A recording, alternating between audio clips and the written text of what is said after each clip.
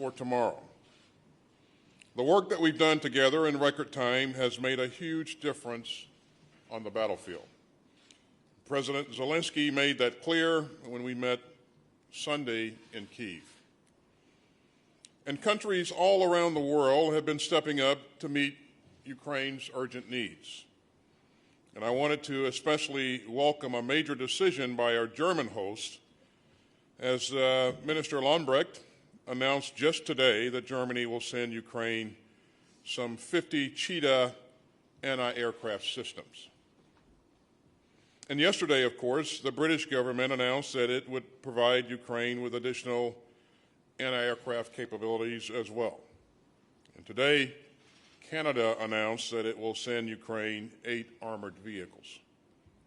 And so that's important progress. We're seeing more every day.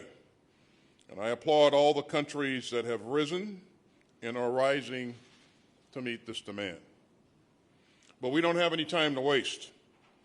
The briefings today laid out clearly why the coming weeks will be so crucial for Ukraine. So we've got to move at the speed of war. And I know that all the leaders leave today more resolved than ever to support Ukraine in its fight against Russian aggression and atrocities. And I know that we're all determined to do even more to better coordinate our efforts. So I was especially glad to hear General Walters encourage us all to make more determined use of EUCOM's coordination mechanism. Now, to ensure that we continue to build on our progress, we're going to extend this forum beyond today. I'm proud to announce that today's gathering will become a monthly contact group on Ukraine's self-defense. And the contact group will be a vehicle for nations of goodwill to intensify our efforts and coordinate our assistance and focus on winning today's fight and the struggles to come. The monthly meetings may be in person, virtual, or mixed, and they'll extend the transparency, the integration, and the dialogue that we saw today. And let me underscore another key point. We held an important session today on the long-term support for Ukraine's defenses, including what that will take from our defense industrial bases. And that means dealing with the tremendous demand that we're facing for munitions and weapons platforms. And giving our staunch support to Ukraine while also meeting our own requirements and those of our allies and partners. But it also means redoubling our common efforts to strengthen Ukraine's military for the long haul. And I look forward to our discussions in the contact group and elsewhere about how to get that done right. Let me again thank all of the countries who came together today. They've done crucial work, and they sent a powerful signal. We're going to build on today's progress and continue to reach out to nations of goodwill to help Ukraine defend itself. And we'll continue working transparently and urgently with our allies and partners. And we'll continue pushing to support and strengthen the Ukrainian military for the battles ahead. So we leave tonight strengthened, and so does Ukraine. Thank you, and I'll be glad to take your questions. Thank you, Mr. Secretary. Our first question today will come from Sylvie Lantome, AFP. You have a microphone. Thank you.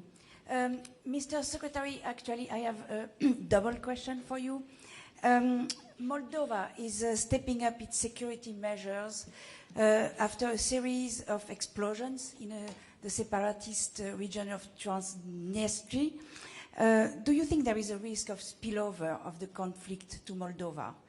And my second question is, after this big meeting about arming Ukraine, aren't you concerned that Putin may become restless and threaten again to use a nuclear weapon? Well, on the issue of spillover to Moldova because of what we've seen here, a reporting of recent violence. We're still looking to the cause of that. That's still, still doing an analysis there. So, not really sure what that's all about. But that's something that we'll stay focused on. And certainly, we don't want to see any spillover. And again, it's important to make sure that we do everything that we can to ensure that Ukraine is successful. And that's the best way to address that. And your second part of the question there, Sylvie, was? Was about the risk for Putin to threaten to use nuclear. Well, you've heard us say a number of times that that kind of rhetoric is very dangerous and unhelpful. Nobody wants to see a nuclear war happen. It's a war that, where all sides lose. And so rattling of sabers and dangerous rhetoric is clearly unhelpful and something that we won't engage in. Our next question goes to Suzanne Geilhard from ZDF.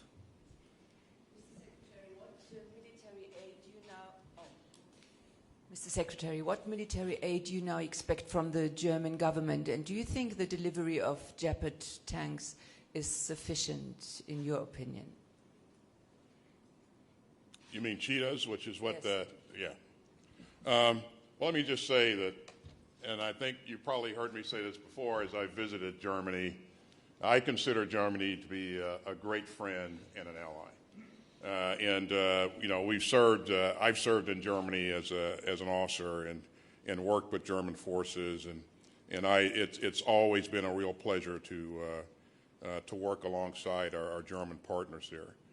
Now, I think it's significant that Germany announced that it was going to provide 50 Cheetah systems. I think those systems will provide real capability for Ukraine. And in terms of what else Germany will do going forward, again, that's a sovereign decision, one that the German leadership will make. And I don't want to speculate on that.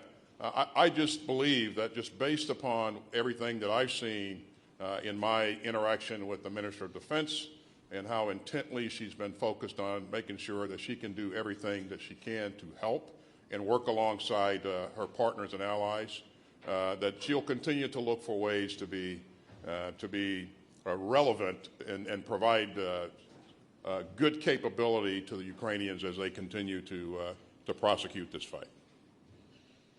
Our next question goes to John Ismay, New York Times.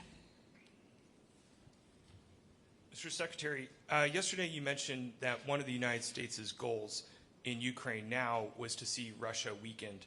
Can you explain more fully what that means, and specifically, what do you want to weaken, and how you would measure success in that regard? Yeah, John, so I think we've been pretty clear from the outset.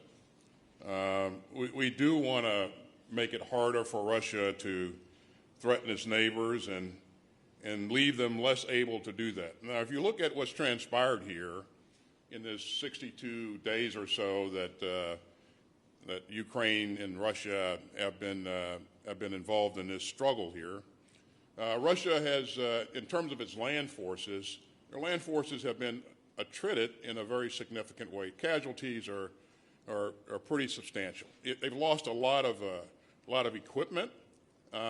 They've used a lot of precision-guided munitions. They've lost a major surface combatant. And so they are, in fact, in terms of military capability, weaker than when it started. And John, it'll be harder for them to replace some of this capability as they go forward because of the sanctions and the trade restrictions that have been placed on them. And so we would like to make sure, again, that they don't have the same type of capability to bully their neighbors that we saw at the outset of this conflict. Next question goes to Ute Spangenberger from ARD. There she is. Hello.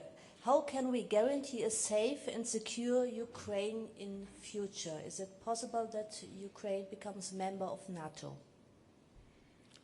That's, again, that'll be a sovereign decision. I think that NATO will always stand by its principles of maintaining an open door. So I don't want to speculate on what could come. I do believe that in the future, if the possibility exists, I think Ukraine will seek to once again apply to become a member of NATO. But again, that's probably a bit down the road, and speculation at this point is not very helpful. I think the first step is to end this conflict, and I think what needs to happen to cause the conflict to come to an end is Mr. Putin needs to make a decision to end this conflict. He's the person that started it. It was unjustified, and of course it'll be his decision to de-escalate and then go back to the negotiating table. And we really all would like to see that happen. Okay, and the last question today, mindful of our time, goes to Uwe Driesen from TV2 Denmark. Uwe. Thanks. Mr. Secretary, the Russian foreign minister has warned that there's a danger of a third world war, and there's a real danger of nuclear weapons being used in the present situation. Are you not afraid that the conflict will somehow spin out of control and we will have this nuclear confrontation? Well, we certainly will do everything within our power and within Ukraine. Ukraine will have the same approach, do everything within their power to make sure it doesn't spin out of control. International communities focused on that as well. I think this any bluster about the possibility of use of nuclear weapons is very dangerous and unhelpful. Nobody wants to see a nuclear war. Nobody can win that. And as we do things and as we take actions, we're always mindful of making sure that we have the right balance and that we're taking the right approach. So there's always a possibility that a number of things can happen, but again, I think it's unhelpful and dangerous to rattle sabers and speculate about the use of nuclear weapons. Thanks. Thank you all. That's all the time we have for today's press conference. We really appreciate you all coming. Thank you.